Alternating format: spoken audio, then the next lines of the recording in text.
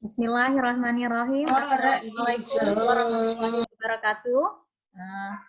Terima kasih atas kesediaan teman-teman untuk mau membantu saya sekaligus mendengarkan pemaparan dari saya setelah mengikuti pelatihan dari SIM PKB mengenai AKM, Asesmen Nasional. Saya lebih akan menjelaskan tentang Asesmen Nasional.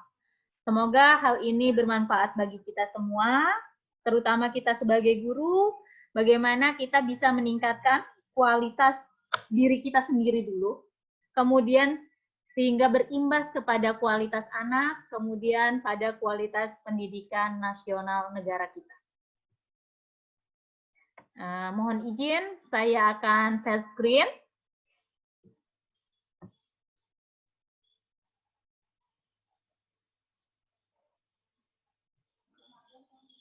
Bentar.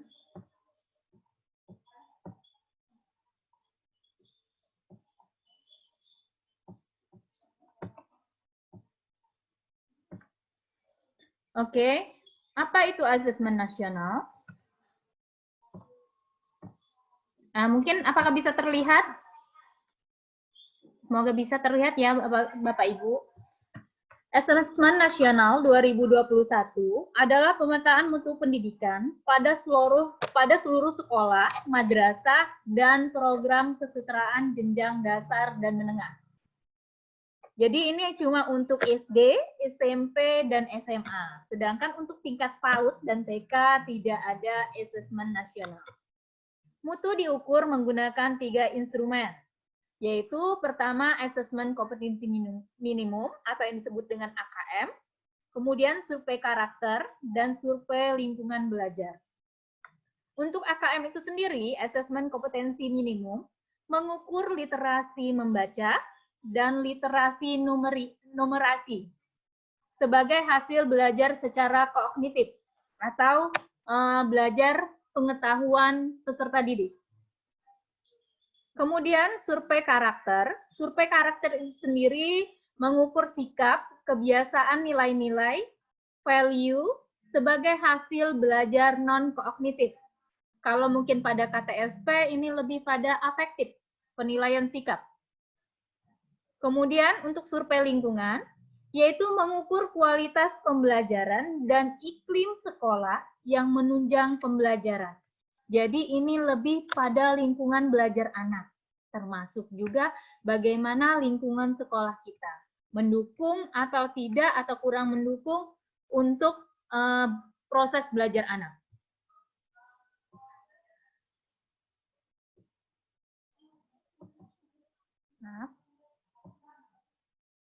Tujuan asesmen nasional itu sendiri. Yang pertama, yaitu asesmen untuk meningkatkan mutu pendidikan. Asesmen nasional dilakukan untuk mengevaluasi kinerja satuan pendidikan dan sekaligus menghasilkan informasi untuk perbaikan kualitas belajar mengajar. Jadi ini untuk asesmen nasional ini sendiri tidak hanya untuk menilai kemampuan peserta didik. Tidak seperti halnya ketika UN, itu kan cuma untuk menilai peserta didik ini layak atau tidak untuk lulus dari satuan pendidikan. Sedangkan di sini hasilnya yaitu digunakan untuk mengevaluasi satuan pendidikan itu sendiri.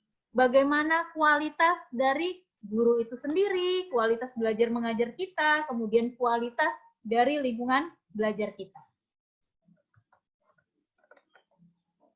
Kemudian, yang kedua, asesmen nasional sebagai penunjuk arah tujuan dan praktik pembelajaran.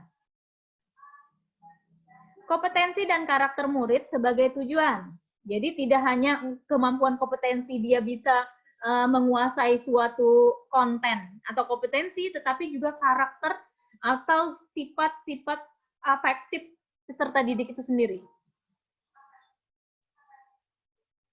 Asesmen nasional menunjukkan apa yang seharusnya menjadi tujuan utama sekolah, yakni pengembangan karakter dan kompetensi siswa.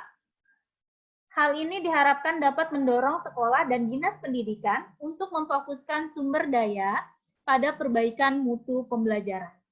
Jadi lebih ditujukan pada satuan pendidikan itu sendiri, agar kita dari hasil evaluasi asesmen nasional itu dapat memperbaiki mutu pembelajaran di sekolah kita.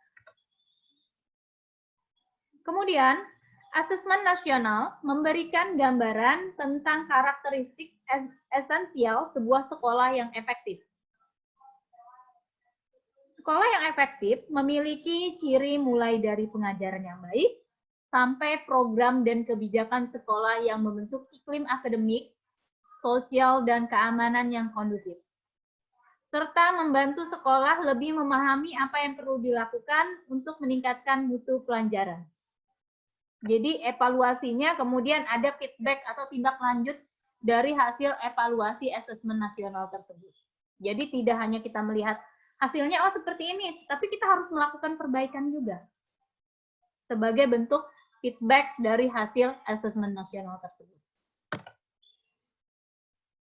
Kemudian, asesmen nasional untuk memotret mutu sekolah.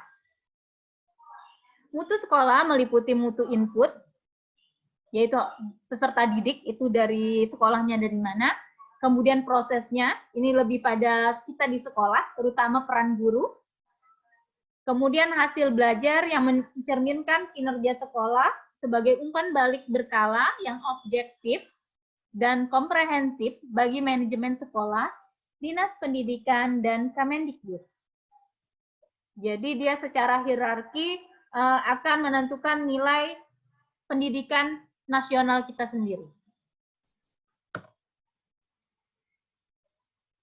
Apa yang diukur ketika asesmen kompetensi minimum, apa yang kita sering dengar dengan AKM? Jadi pada AKM ini ada dua macam, yaitu ada lebih, sebenarnya kan untuk literasi banyak, ada literasi membaca, numerasi, kemudian literasi digital, kemudian ada berbagai literasi, tetapi pada AKM ini lebih ditekankan pada literasi membaca dan numerasi. Tetapi secara tidak langsung literasi digital juga diberikan karena peserta didik harus mengerjakannya secara melalui aplikasi komputer. Untuk literasi membaca, yaitu kemampuan untuk memahami, menggunakan, mengevaluasi, merefleksi sebagai berbagai jenis teks untuk menyelesaikan masalah dan mengembangkan kapasitas individu sebagai warga Indonesia dan warga dunia agar dapat berkontribusi secara produktif di masyarakat.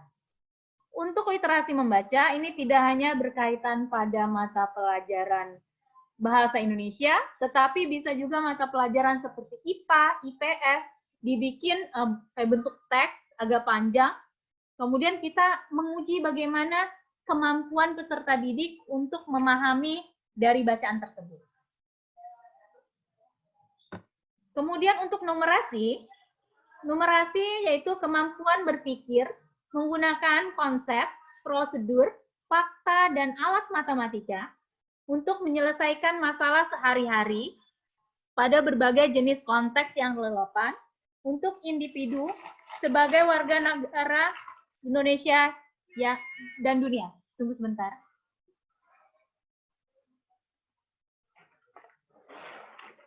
Jadi pada AKM ini sebenarnya lebih mengaitkan pada pengaplikasian hasil pembelajaran di sekolah dengan lingkungan peserta didik secara langsung di masyarakat.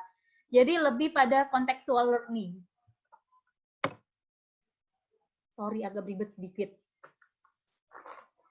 Kemudian untuk komponen AKM di situ ada konten, untuk literasi membaca ada konten, berupa yaitu teks informasi dan teks sastra, kemudian proses kognitif, menemukan informasi, interpretasi dan integrasi, evaluasi dan refleksi. Sedangkan untuk konteksnya itu sendiri, ada personal, sosial budaya, dan saintifik. Sedangkan untuk numerasi, untuk konten, sebentar, mohon maaf sinyalnya, ada bilangan, ada pengukuran dan geometri, lalu ada aljabar, ada data, Kemudian proses kognitif ada pemahaman, aplikasi, dan penalaran. Sedangkan untuk konteks ada personal, sosial, kultural, dan saintifik. Sedangkan untuk bentuk-bentuk soal, bentuk soalnya ada berupa objektif dan non-objektif. Untuk objektif yaitu ada pilihan ganda, hanya satu jawaban yang benar. Kemudian pilihan ganda yang kompleks, jadi peserta didik bisa memilih satu atau lebih dari jawaban. Kemudian ada menjodohkan, kemudian ada isian singkat, bisa berupa angka, nama atau benda yang sudah visit. Kemudian ada non-objektif, yaitu soalnya berupa esai. Jadi di sini peserta didik bisa mengembangkan pemahamannya sendiri.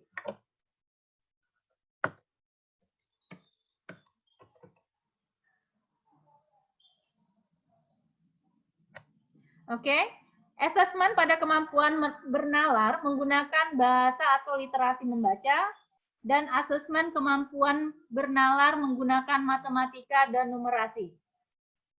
Peserta yang dilakukan AKM atau mengikuti AKM ini adalah ingat, AKM bukanlah pengganti ujian nasional. Itu yang perlu kita tekankan. Sehingga untuk objek atau peserta didik yang mengikuti AKM bukan peserta didik tingkat akhir pada satuan pendidikan. Jadi yang di sini siswa yang mengikuti AKM yaitu untuk SD kelas 5, kemudian untuk SMP itu pada kelas 8, dan untuk SMA atau yang sederajat pada kelas 11. Dan ini tidak berlaku untuk semua peserta didik. Jadi dia cuma berupa sampel dan ditentukan secara acak oleh pusat. Jadi guru tidak bisa menunjuk atau menentukan siswa mana yang harus ikut AKM. Karena ini ditentukan oleh pusat. Yang digunakan untuk perbaikan proses pembelajaran di satuan pendidikan. Kemudian soal AKM bersifat kontekstual, berbagai bentuk soal, kemudian ada pemecahan masalah dan mendorong untuk berpikir kritis. Sedangkan untuk penilaian AKM sendiri mengacu pada tolak ukur yang terdapat dalam PISA dan TIMSS. Mungkin untuk hari ini cukup sekian dulu yang akan kita pelajari. Nanti kalau misalnya ada waktu dan kesempatan lagi, mungkin kita bisa berbagi lagi. Sebentar. Oke. Terima kasih atas teman-teman yang sudah membantu kegiatan ini. Semoga hal ini dapat bermanfaat untuk kita, untuk mulai belajar bagaimana cara guru menyusun soal-soal AKM, paling tidak untuk meningkatkan kualitas kita. Terima kasih. Saya akhiri sebentar. Saya akhiri untuk hari ini. Assalamualaikum warahmatullahi wabarakatuh. Waalaikumsalam.